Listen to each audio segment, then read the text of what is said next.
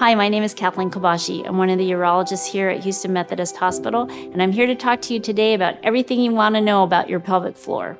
Pelvic prolapse is essentially a hernia in the pelvic floor. So picture a sock. If you grab the toe of the sock and you pull it inside out, that's essentially what pelvic prolapse is. Anything can fall intravaginally. If you think about what surrounds the vagina, in front of the vagina is the bladder. So if the front wall gets a little weak, the bladder can fall into the vagina. If the top gets a little weak, either the uterus or even the top of the vagina after a hysterectomy can fall inside out, just like the toe of the sock falling down.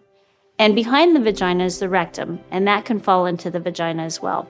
Obviously, all of these things can cause different types of symptoms that can be very bothersome to people, though some people are completely asymptomatic, and it's not imperative that you fix it at all.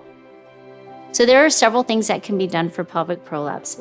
Again, if it's not bothersome, you don't have to do anything about it. But if it does bother you, and I'm going to tell you a couple of examples about how it might bother you, there are things that we can do ranging from non-surgical to surgical things. So if the bladder is involved, it can contribute to leaky bladder, stress urinary incontinence where you leak with coughing and laughing and exercise, or even overactive bladder in some cases where you feel like you have to rush to the bathroom. If the top of the vagina is falling down, sometimes that involves the uterus. If there's no uterus, it can be the toe of the sock falling inside out. Oftentimes that is asymptomatic, but if we're going to be there anyway to fix it, we would fix the top as well.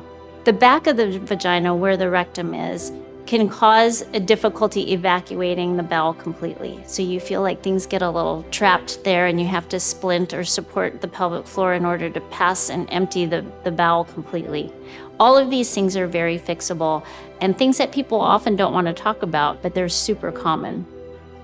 So talking about what the treatment options are.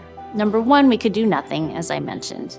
Number two, we could do pelvic floor muscle exercises with or without the help of a physical therapist who would be like a personal trainer in a gym.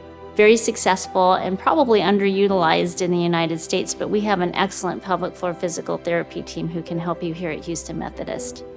You could also use a device called a pessary. A pessary is like a ring, almost like a good old-fashioned diaphragm, but you put it up in the vagina and it holds everything up.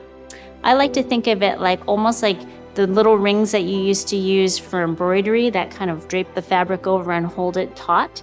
That's how pessaries work. Now we have to fit the pessary. It's like fitting a pair of shoes. It has to be the right size and the right fit for you so it's comfortable, but it can be very successful.